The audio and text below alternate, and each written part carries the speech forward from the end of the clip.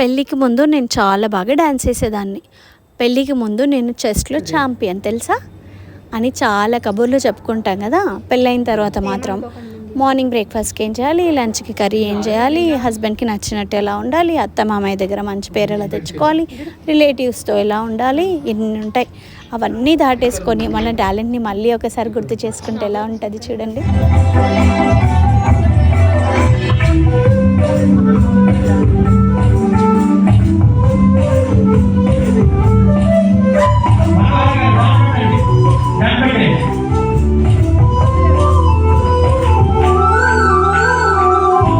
సూపర్‌గా చేశాను కదా! సో, లాస్ట్ ఇయర్ నాకు స్టార్ వనిత నుండి ప్రోగ్రామ్‌కి ఛాన్స్ వచ్చిందండి. ఇంకేముంది, షోతో పాటు మన బిజినెస్ ప్రమోషన్ కూడా చేసేసాను. ఈ షోకి నాకు మా మమ్మీ తోడుగా వచ్చింది. పెళ్ళికి ముందు కూడా నన్ను మా మమ్మీనే చాలా బాగా ఎంకరేజ్ చేసేది అన్ని యాక్టివిటీస్‌లో ఉండేలాగా.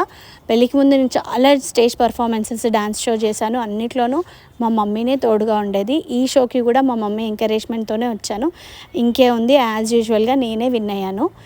కానీ పెళ్ళి తర్వాత మనము స్టక్ అయిపోయామన్న ఫీలింగ్ వస్తుంది చూడండి. అప్పుడప్పుడు మన లైఫ్‌లో ఇలాంటి ఆపర్చునిటీస్ వచ్చినప్పుడు మాత్రం అస్సలు మిస్ చేసుకోకండి. ఎందుకంటే మనల్ని మళ్ళీ రీబిల్డ్ చేసుకునే అవకాశాలు కొన్నే వస్తాయి. అవి మిస్ చేసుకోవద్దు.